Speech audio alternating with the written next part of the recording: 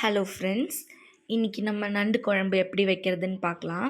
எங்கள் வீட்டிலலாம் நான் நண்டு சாப்பிட்டதில்ல, ரொம்ப ரேர், மேபி சின்ன வயசில் சாப்பிட்ருக்கலாம் எனக்கு. ஸோ நண்டு எப்படி சமைக்கணும் என்னென்னு தெரியாது. பட் என் ஹஸ்பண்டுக்கு ரொம்ப நண்டு பிடிக்கும். அதனால நான் என் சிஸ்டர்லாட்டேருந்து கற்றுட்ருக்கேன்.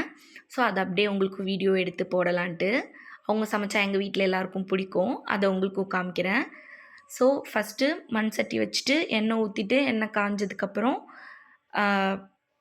வடகம் போட்டு அது நல்லா பொரிஞ்சதுக்கப்புறம் வெங்காயம், அதுவும் நல்லா வதங்கினதுக்கப்புறம் தக்காளி, கருவேப்பிலை போட்டு நல்லா ஃப்ரை பண்ணிக்கோங்க. அதுக்கப்புறம் உப்பு, மஞ்சத்தூள் ஆட் பண்ணிக்கோங்க. மஞ்சத்தூள் எடுக்கிற கிளிப் மிஸ் ஆகிடுச்சு, நீங்கள் அதை ஆட் பண்ணிக்கோங்க.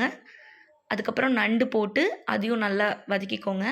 இந்த மீன்வைல் உங்களுக்கு நண்டுனா யார் ஞாபகம் வர்றான்னு சொல்லுங்கள். யாருக்கு நண்டுனா ரொம்ப பிடிக்கும்னு சொல்லுங்கள். எனக்கு நண்டுனா ஞாபகம் வருது என் ஹஸ்பண்ட், எங்கள் அக்கா. எங்கள் அக்காவுக்கு நண்டுனா ரொம்ப பிடிக்கும். அவள் வைக்கிற ஸ்டைல் வேறு மாதிரி இருக்கும். நான் அங்கே போனால் அதுவும் உங்களுக்கு வீடியோ எடுத்து போடுறேன். என் ஹஸ்பண்டுக்கு இந்த ஸ்டைல் பிடிக்கும், அதனால நான் என் சிஸ்டர்லாட்டேருந்து இதை கற்றுக்கிறேன். உங்களில் எத்தனை பேருக்கு நண்டு பிடிக்கும்? நண்டு குழம்புனா உங்களுக்கு யார் ஞாபகம் வருவான்னு கமெண்ட் பண்ணுங்கள். அதுக்கப்புறம் நண்டு போட்டு நல்லா வதக்கிட்டு இங்கே வந்து குழம்பு மிளகாத்தூள் ஆட் பண்ணுறாங்க. ஸோ நண்டுக்கு ஏற்ற மாதிரி நீங்கள் எவ்வளோ குவான்டிட்டியோ அதுக்கேற்ற மாதிரி ஆட் பண்ணிக்கோங்க. இவங்க வந்து 4 ஸ்பூன் ஆட் பண்ணுறாங்க.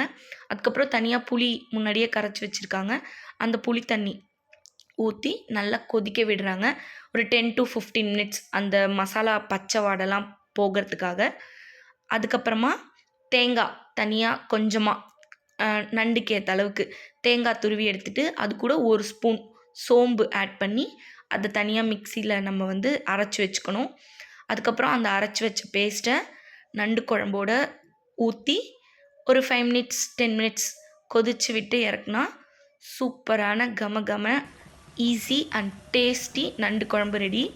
இதை அப்போவே சாப்பிட்றத விட ஊற வச்சு சாப்பிட்டா இன்னும் டேஸ்ட்டாக இருக்கும். இன்னும் இதே மாதிரி நிறைய வீடியோஸ் பார்க்க லைக் பண்ணுங்கள், ஷேர் பண்ணுங்கள், சப்ஸ்கிரைப் பண்ணுங்கள். தேங்க்யூ ஃபார் வாட்சிங்.